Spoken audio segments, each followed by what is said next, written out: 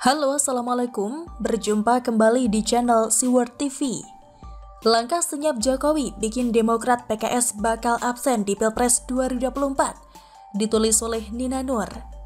Pada masa kepemimpinan Presiden Jokowi ini, kita menyaksikan maraknya penghinaan, fitnah, dan tuduhan tak berdasar terhadap seorang presiden. Sebuah gerakan yang masif dari kadrun warga masyarakat hingga mereka yang menyebut dirinya mahasiswa, hingga para elit politik sendiri. Seenaknya bicara tuduh sana tuduh sini, bicara PKI tanpa pernah bisa menunjukkan bukti. Berkuarnya pun hanya di media sosial, karena hanya di sana mereka bisa seenaknya ngomong atas nama kritik. Tidak peduli bahwa masyarakat bisa terbelah gara-gara politik. Kesatuan dan persatuan bangsa terpecah karena penerapan politik identitas yang masif, yang membedakan anak bangsa berdasarkan suku, agama, ras, dan pilihan politik. Mereka para pengacau negeri ini memang kurang ajar. Demi kepentingan tertentu mereka melempar narasi dan isu yang diharapkan bisa menjatuhkan Presiden Jokowi. Tidak peduli sekarang ini sedang dalam masa pandemi. Tidak juga peduli bahwa Presiden Jokowi dan jajarannya kerja keras siang malam agar negara ini tetap stabil, aman, dan rakyat bisa bertahan di masa tersulit saat ini. Tentu Presiden Jokowi tidak diam saja. Beliau menghadapi para pengacau ini dengan caranya sendiri. Cara yang perlahan, pelan, tidak gerusa-gerusu, bahkan kadang-kadang tidak kita sadari. Tahu-tahu baliho Sisinga sudah diturunkan TNI, lalu masuk penjara dan kondisi masyarakat tenang dan damai. Tahu-tahu si Santun sudah panik sendiri mengejar masa jabatan yang hampir habis. Namun modal nyapres pun minim, hampir tanpa prestasi, cuma menang di kalangan pendukung dan buzzernya saja. Sementara si kumis hanya bisa ngomong A, lalu omongannya berbalik sendiri, ditampar kenyataan yang berbeda.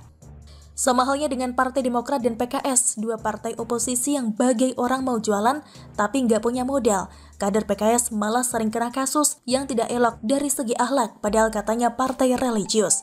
Bisanya hanya memberi komentar ketika ada isu yang ramai di masyarakat, tapi kontribusinya sampai ada prinsip yang beredar di kalangan netizen.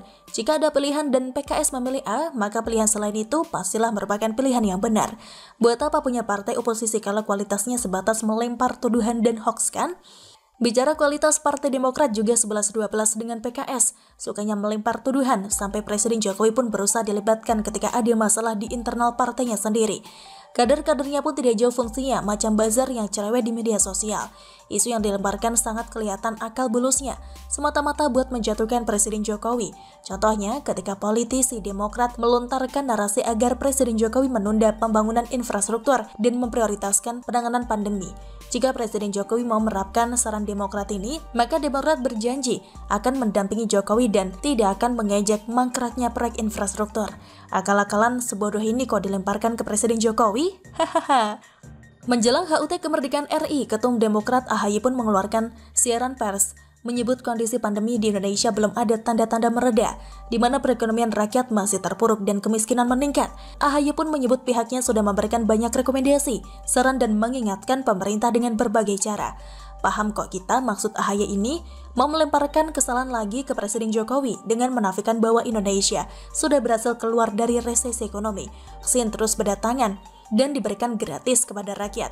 Ratusan triliun sudah digelontorkan pemerintah untuk membantu rakyat lewat bantuan sosial, menyembuhkan pasien COVID dan memulihkan ekonomi. Buat apa punya partai oposisi kalau kualitasnya sebatas tata kata, melempar tuduhan dan memberikan saran yang sebenarnya sudah dilakukan pemerintah dengan jauh lebih baik.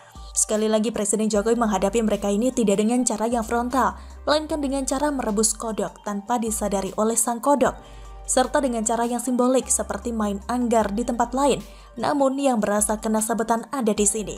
Misalnya ketika Presiden Jokowi menyampaikan pidato di sidang tahunan MPR, ada bagian yang sangat menyentil Demokrat, terutama AHY dan SBY.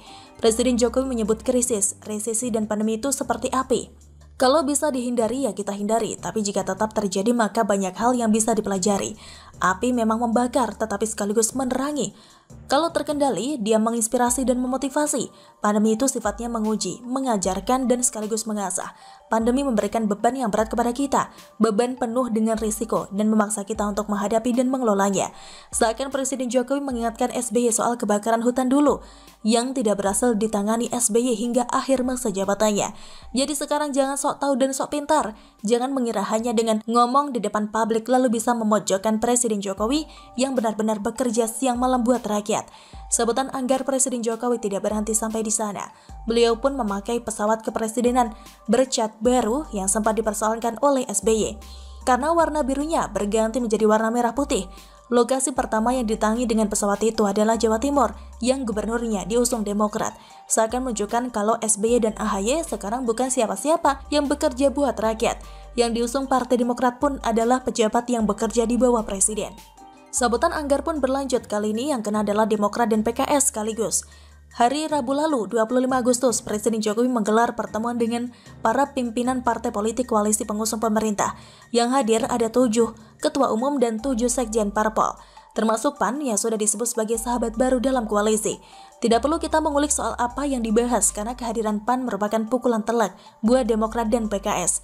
Jika dihubungkan dengan aturan pengusungan capres, maka koalisi antara Demokrat dan PKS saja tidak akan mencapai ambang batas presidensial 20% kursi parlemen, sehingga mereka tidak bisa mengusung capres sendiri. Bagaikan mau perang tapi senjatanya sudah dipreteli duluan. Demokrat dan PKS mau bilang apa? Mau memakai hasil survei sambil menyebut AHY masuk dalam jajaran capres unggulan buat 2024. Ya mana bisa lagi, mau koalisi sama siapa? Presiden Jokowi pun mungkin sedang senyum melihat kebingungan Demokrat dan PKS. Hehehe, selalu dari kora-kora. Bagaimana menurut Anda? Silahkan tulis komen Anda di kolom komentar. Jangan lupa untuk like, subscribe, dan share. Siwar TV pamit, sampai jumpa. Wassalamualaikum warahmatullahi wabarakatuh.